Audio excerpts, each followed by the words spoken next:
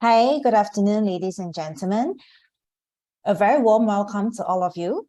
Thank you for taking your time to join us this afternoon for the Cybersecurity Industry Call for Innovation 2022 Meet the End Users session. The CyberCall 2022 is an initiative by the Cybersecurity Agency of Singapore, CSA, powered by NUS Enterprise, TNB Ventures, and supported by I-71. My name is May, and I will be your MC for today's session. Before we begin, if you've just joined us, all right, you can rename yourself with the following format: bracket, your company name, and bracket, and your first name. All right, today we have a lot to cover, including Q&A sessions for 4 challenge statements. Hence, we would like to emphasize that the objective for today's session is for you to clarify your doubts on the challenge statements supported by our end users. We hope that by the end of today's session, you will have a better comprehension of the challenge statements and requirements, and in turn, gain more clarity in crafting your proposal. For any general questions with regards to the call, funding scheme, etc., please direct these inquiries to info@cybercall.sg.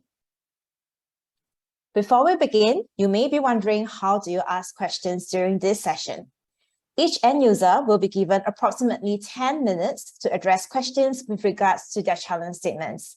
You may type your questions in the chat box and direct them to CyberCall Q&A, specifying the end user or challenge statement you are addressing. Or you can click on the raise hand feature to indicate your interest to speak. We would like to encourage this session to be an interactive one, so you are welcome to turn on your video camera throughout the session. However, if you would like to speak, please use the raise hand function so we can unmute you at the right time for the opportunity to speak and ask questions. All right, without further ado, let us now begin the session proper. We have our first end user, Mr. Joel Lee from GIC. Let us listen to the challenge statement put up by GIC. Challenge statement 2, automated governance of users' permissions in multi-cloud environment. Hi everyone, my name is Joel and I'm a cybersecurity engineering specialist at GIC.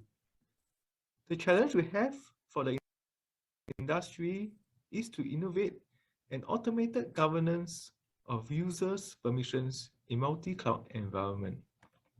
It's difficult to track overall identity and access management permissions while using multiple cloud service providers, as IAM for cloud is currently vendor-centric.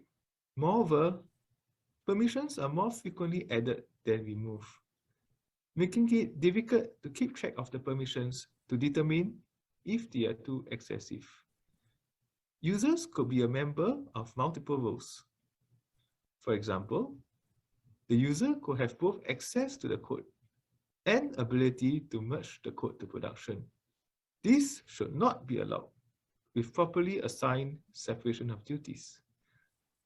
There's currently a need for a third party to ensure that privileges cannot be escalated. Application teams do not have access to security logs or the ability to pivot to other accounts outside what they have. We're looking for a solution that can connect to multiple cloud service providers to track and monitor IAM permissions using User and Entity Behavior Analytics, or UEBA.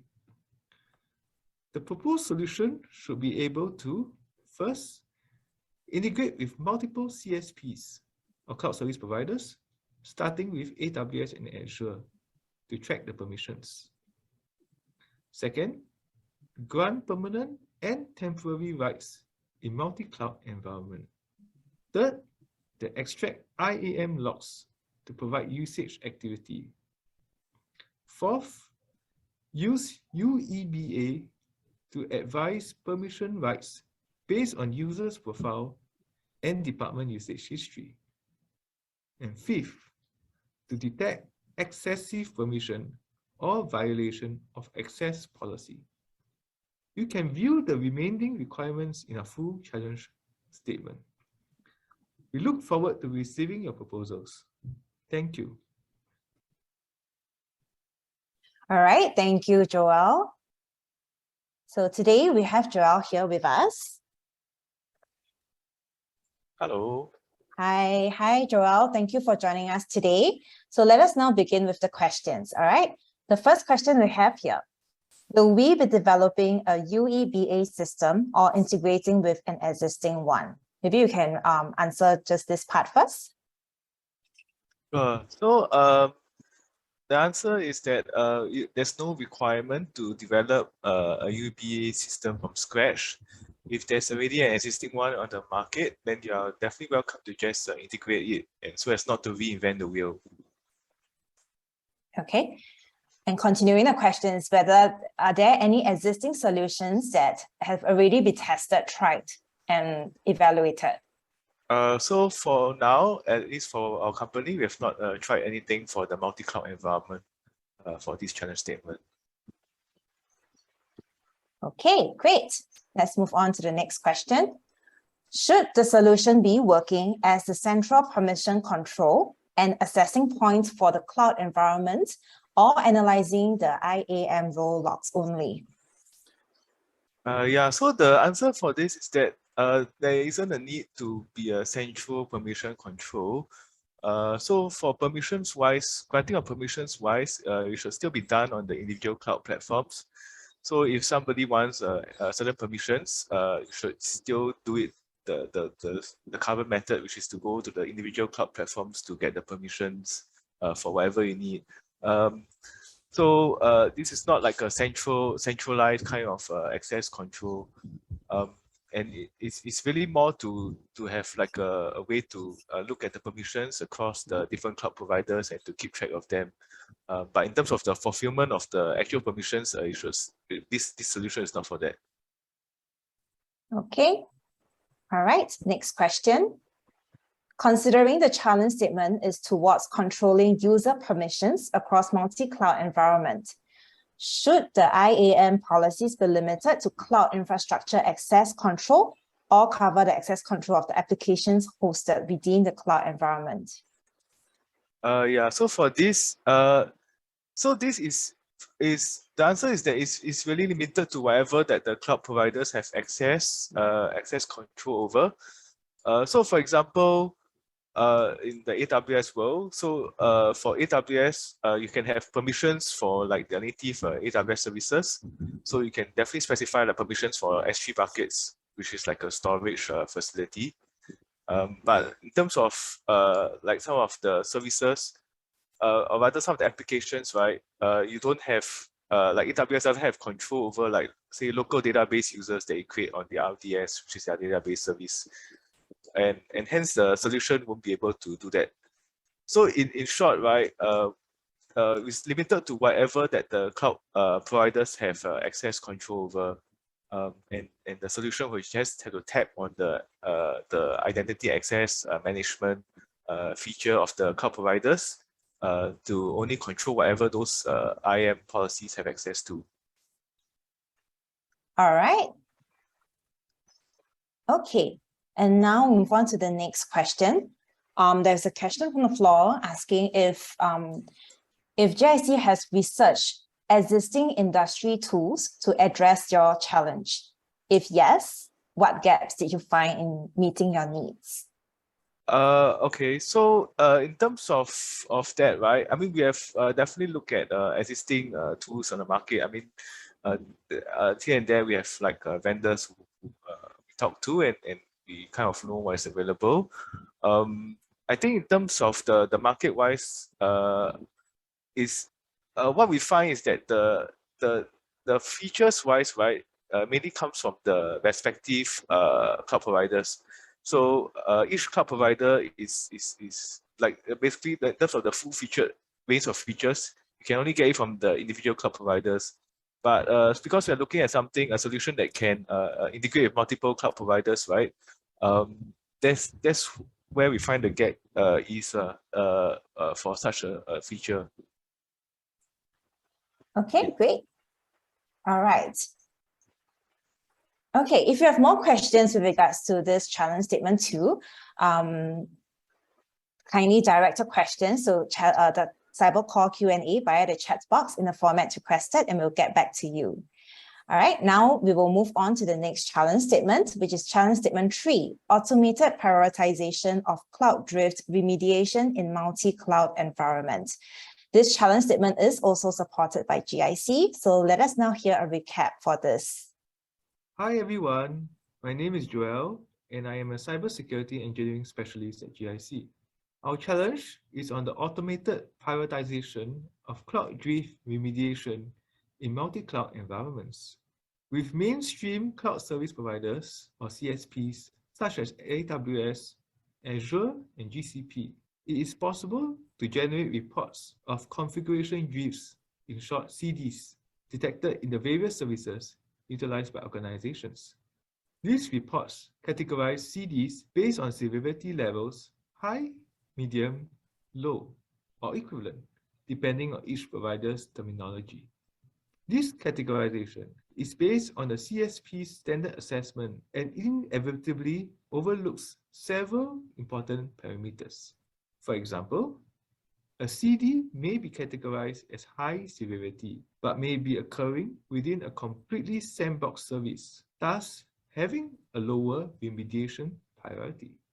Vice versa, a CD with medium or low severity may have a higher remediation priority if the service is exposed to the internet or is critical to the business.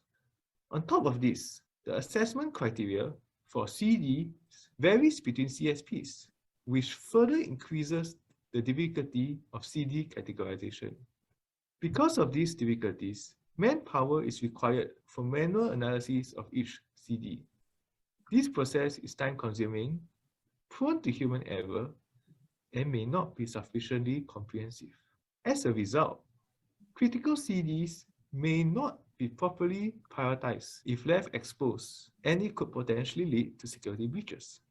We are looking for a solution to detect, prioritize, and remediate CDs in the multi-cloud environment. The proposed solution should contain, first, a single dashboard to view all the CDs across multiple CSPs. Second, normalize CD reports across multiple CSPs to get a common assessment. Third, CD prioritization based on CSPs, reports and user parameters such as potential exploitability of the drifts that could compromise the security in the environment, business criticality of the services impacted, as well as existing compensating controls. Fourth, embedded CII, Cybersecurity Codes of Practice, or CCOP requirements. Fifth, automated remediation process upon approval. Sixth, records capturing when, who, what configurations have been changed, including remediation information. A fuller list of requirements can be found in our challenge statement. We look forward to receiving your innovative proposals. Thank you. All right, thank you, Joel. Welcome back on screen. So here's the first question for challenge statement 3. Is there any IAC, and what are the IACs used for cloud configuration in the current multi-cloud environment? Hi everyone again. So for this question, so the answer is yes. We are currently using IAC. So IAC, I will interpret it to be infrastructure as code. And the question is, what are the IACs used? I think right now, this is specific to environment. We are using CloudFormation for AWS, and we are using moving towards Terraform for a multi-cloud environment. But I think for a product to work with to interoperate with a large number of solutions, it should be good to have it work with as many of these IAC providers as possible. All right, thank you. Let's move on to the next question. How are the current manual analysis of each cloud drift performed? Currently we are using really using the native cloud services. So for AWS, we're using things like Security Hub, Config. These are the native cloud tools that we use to look at the cloud drift. And that's why we we want to actually expand our coverage, not just look at the native cloud services, but to look at external tools that can analyze these cloud drift. All right, thank you. Next question. Detect the cloud drift in the infrastructure configurations only or including the files and application services? Yeah, so this so it again relates to the previous point I made. The cloud drift is really limited to whatever that the CSPs have access to. So I give you an example. So for example, if it's like a native cloud service like a S3 bucket in AWS, the AWS service can detect, say, like a publicly exposed S3 bucket, and the solution that's looking at the data will be able to pick this up. But if it's say like a file that they use, say on like a EC2 instance, or like a native application, a customized application that you use on an EC2 instance, the solution, or rather the AWS service that's looking at this will not be able to pick it up, and hence this proposed solution will not be able to pick it up. So whatever proposed solution that you develop, right, is only limited to whatever that the cloud providers have access to. Okay, we have a question from the floor, and I think this question is applicable to challenge statement 2 as well. So maybe you can answer it together. Are there any constraints on the access of GIC logs by distributed SOC globally? Yeah, so at least for our company, we have data residency requirement. In terms of the data, we will require it to be in Singapore if it contains sensitive data. So I think preferably in Singapore. I mean, of course, if there are reasons that you need to access, the data needs to be accessed globally, then of course this to be reviewed. But preferably that this access can be done in Singapore. Okay, great. Thank you. Thank you for answering the questions, Joel. So we will invite you back later on if there are more questions with regards to challenge statements 2 and 3. All right, thank you. Okay, so for those who have just joined the session and would like to ask questions to our end users, you may type your questions in the chat box and direct them to CyberCall Q&A, specifying end user or the challenge statement you are addressing. Or you can click on the raise hand feature to indicate your interest to speak, and we will unmute you at the right time for an opportunity to speak. Okay. All right. Next up, we will have our next end user, Mr. Kwong Kok Chan from Pacific Light Power. Mr. Kwong will be sharing with us the requirements for challenge statement 5, OT kernel prevention of cyber attacks. Hi everyone, my name is Kok Chan. I'm the Deputy GM of Special Projects at Pacific Light Power. Our challenge is on OT kernel preventions of cyber attack. I will begin with a brief overview of our challenge. Currently, OT cybersecurity tools focus on network data package inspection or anonymous package using deep packet inspection to find signature or anonymous behavior. Most intrusions go undetected as cyber intrusions mimic regular network behavior and package.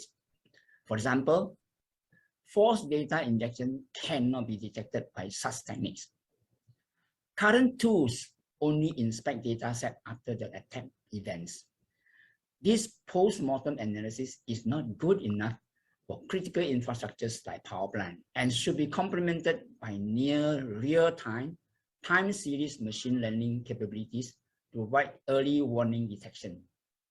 We would like to construct a system within the OT environment that stops cyber attacks at the kernel level. Using data provenance and machine learning, the system should identify and shut out cyber intrusions based on the behavior and signatures of related events in near real time. The solution we are looking for should be able to use machine learning and global intelligence feeds to identify new techniques, and procedures. Use artificial intelligence and machine learning and data provenance to discover, close, and stop cyber intrusion based on behavior patterns and signatures of related events.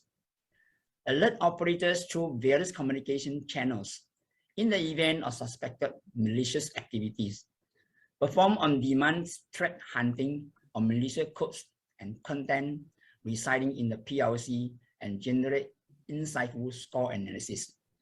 More requirements can be found in our challenge statement. We look forward to receiving your proposal and we welcome your question. Thank you. All right, thank you, Mr. Kwong. Hi, Mr. Kwong. Hi, good afternoon. Thank you for Hello, thank you for expressing- joining yes, us today. yes. Yes, all right, so let's get started with the first question. So this question, the first question would be, we would like to know more information about the OT equipment targeted in this challenge and the communication protocol used. Are this equipment owned by the organization, the third party, or the end users? We are running a power plant. So typically in our distributed control system, typically we have one particular OEM. In our case, a Siemens system. Currently, our DCS system is D3000, version 4.2, and we are in the process of upgrading to probably version 9, 8.2 to version 9.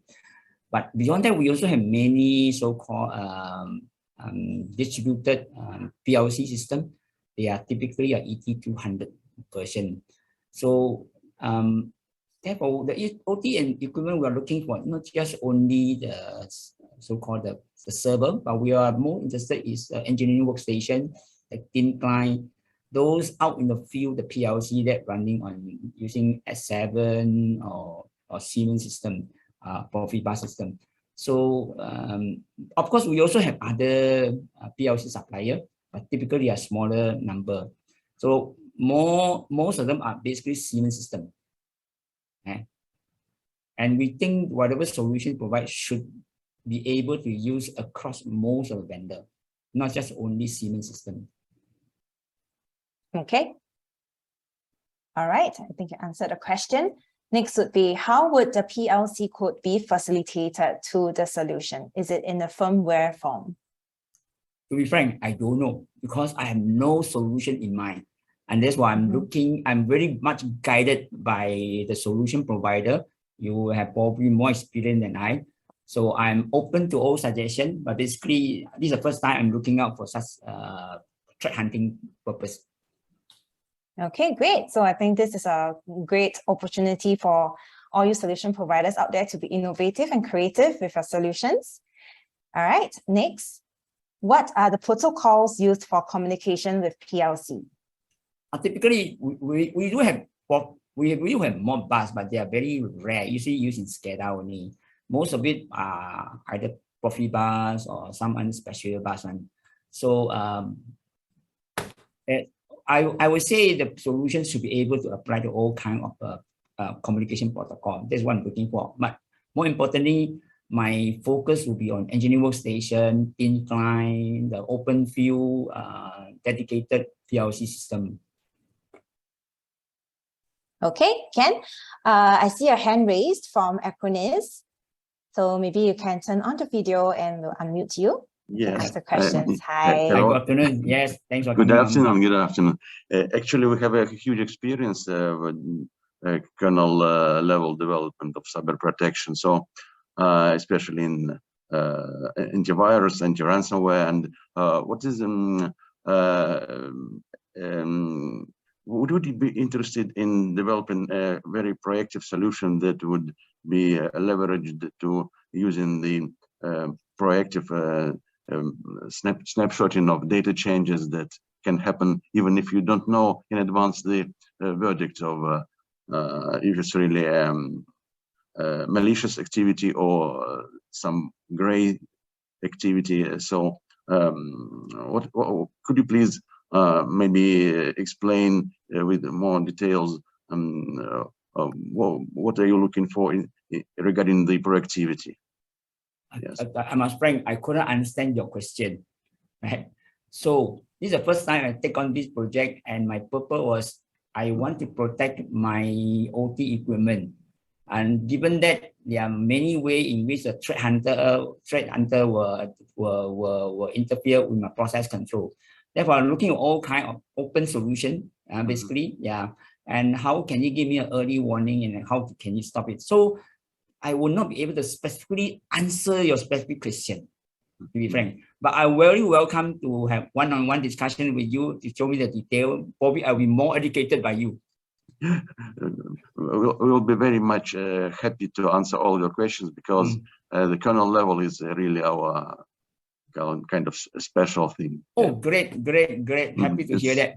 Happy to hear that. Yeah. So yeah, well, we would be happy to study all your requirements in all details and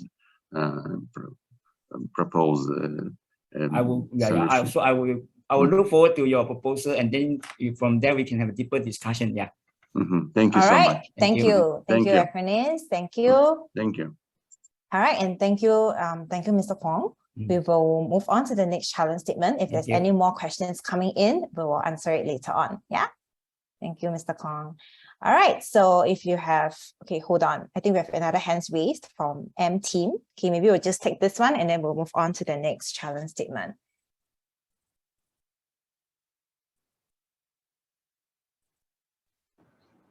Hi. Hi, hello. Hi. My name is Alex. I have a pretty simple question. So the title of the project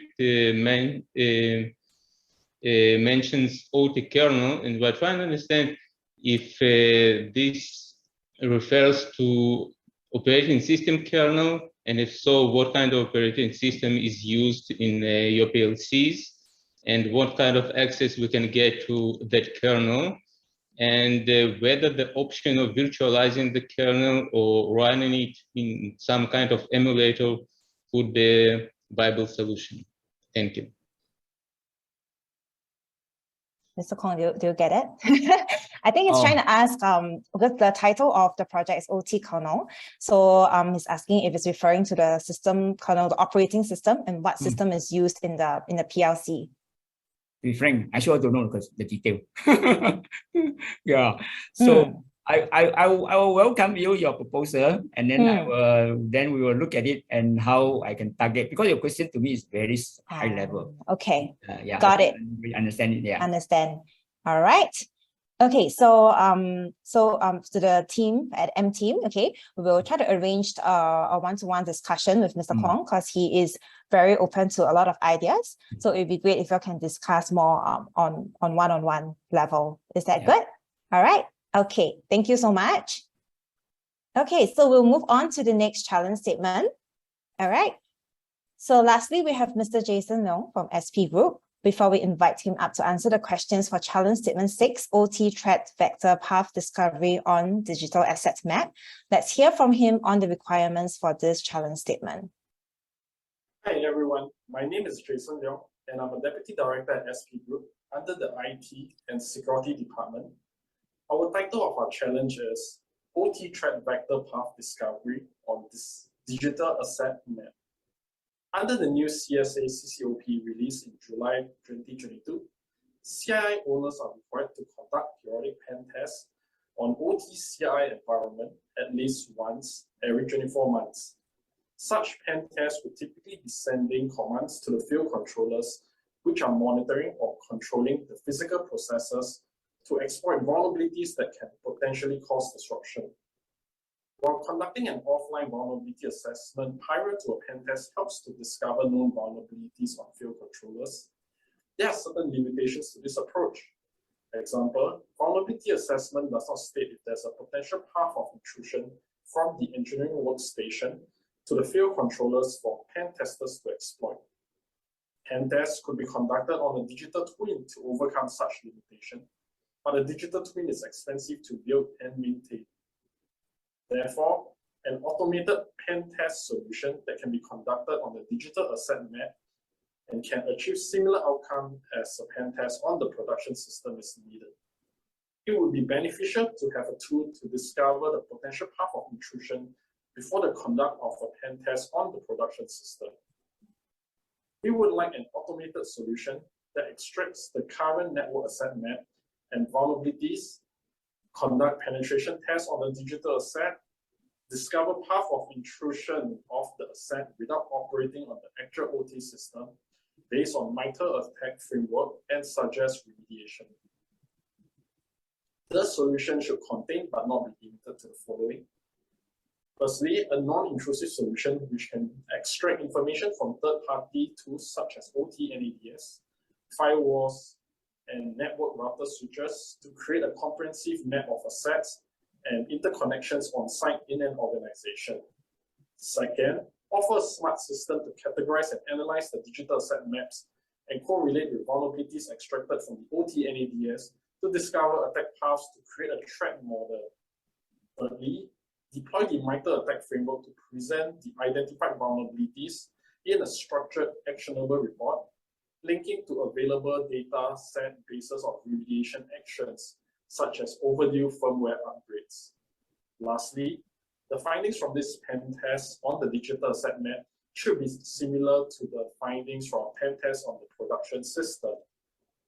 We look forward to receiving your proposals. Thank you.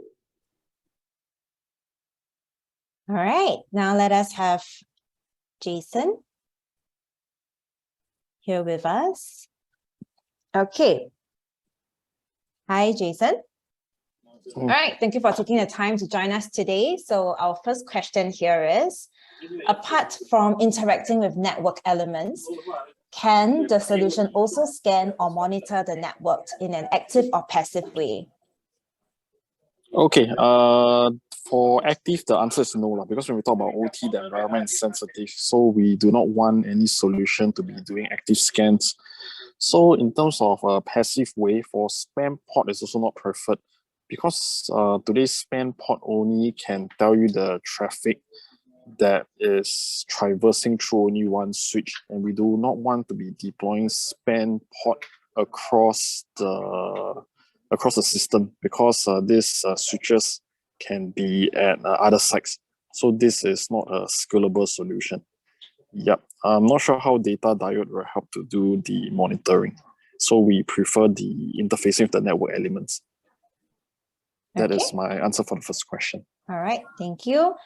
Now we move on to the next one. So would a continuous vulnerability management system help in this scenario?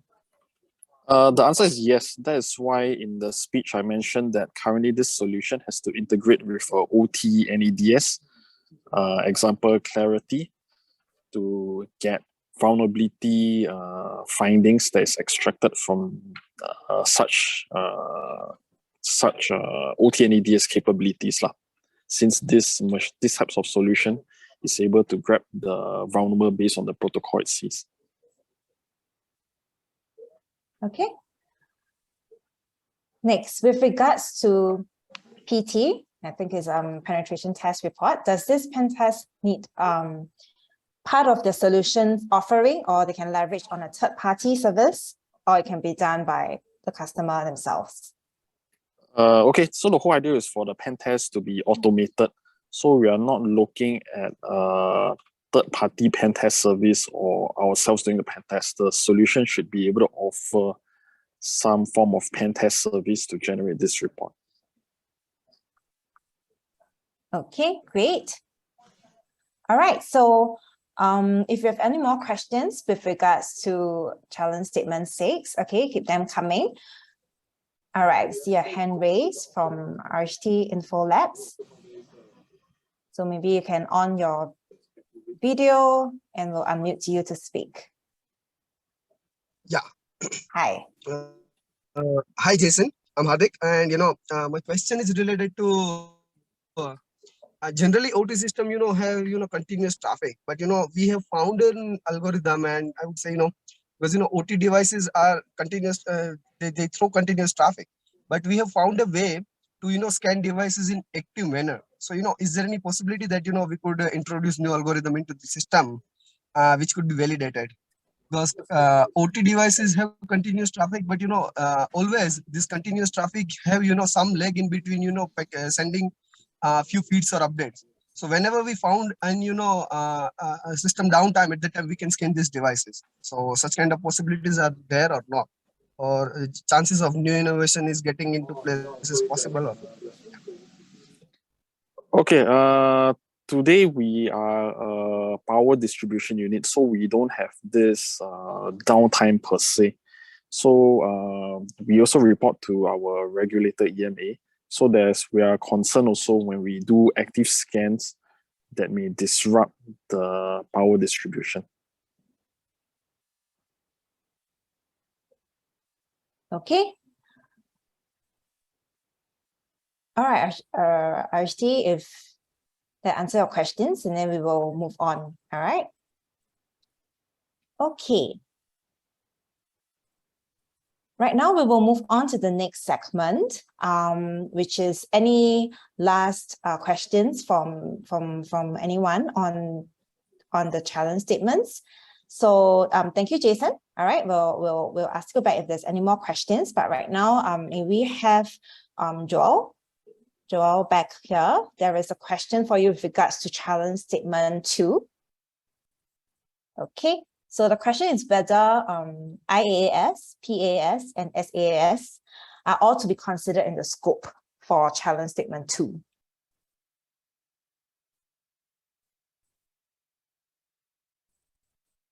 Okay, can someone unmute Joel? Joel, yeah. All right. Yeah, hello. Yeah, hi. So I will say yes. So whatever that the cloud providers are providing, right, are in scope. Yeah, so the answer is yes, for whatever the cloud providers are doing. All right. Okay, thank you, Joel. All right, so we don't see any more questions coming in as of now, but not to worry. If you need more time to come up with the questions to ask our end users, do direct them to our email info@cybercall.sg. All right, we have come to the end for today's Meet the End User session, and we hope that you find the session informative and helpful, and we look forward to receiving your proposals. So once again, if you have any questions that are unanswered, or if you have more questions after this session, do email them to us at info@cybercall.sg. All right. So today's session is the last one for the online Meet the End User sessions for CyberCall 2022. If you missed last week's session, or would like to recap on today and last week's session, you may view the video recordings of these sessions on cybercall.sg. So all you need to do is scan the QR code, and you will see the page for events. So you can scroll to the one that says online event, and you can see the session recording that's uploaded. All right.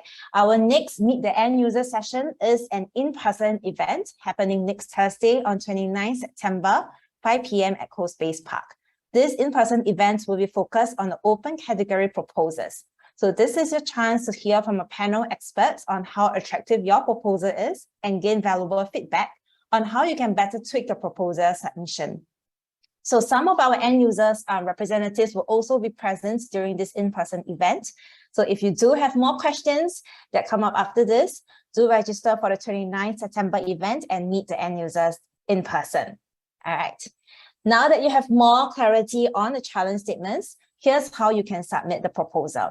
You can scan the QR code that is on this screen to view all the challenge statements available. You may click Read More to view the full challenge statements and the end users videos.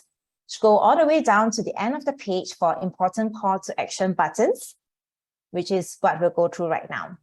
So you can click on the Download Challenge Statements button to download a PDF file of all the challenge statements. Before you submit your proposals, you will need to first download the proposal submission template, which comes as a PPT file. Solution providers will have to complete the template and submit the form online. Do note that each proposal should respond to only one challenge statement. Okay, and all the questions in the template must be completed. Remember to convert your slides into PDF before submission. And if your proposal file exceeds 7 megabytes, please do reach out to us at info@cybercall.sg. Finally, you can submit your completed proposal by clicking on Apply Now button, which will direct you to the online form for submission of proposals. Do note that incomplete and incorrect submissions will not be accepted. Okay, So we are now ready to start the one-on-one discussions with the end users in the individual breakout rooms. Some of you have been allocated time slots for each of the breakout rooms. Please wait here while we admit you into the room and it's your time. For those who do not have a time slot allocated, you may choose to stay here, and if the time permits, we may be able to admit you into the breakout room. And due to high demand of the one-on-one discussions, kindly keep your conversations within 8 minutes. Once again, remember to submit your proposals by 30th November, 2359 hours Singapore time. And thank you, stay safe, and we see you next time.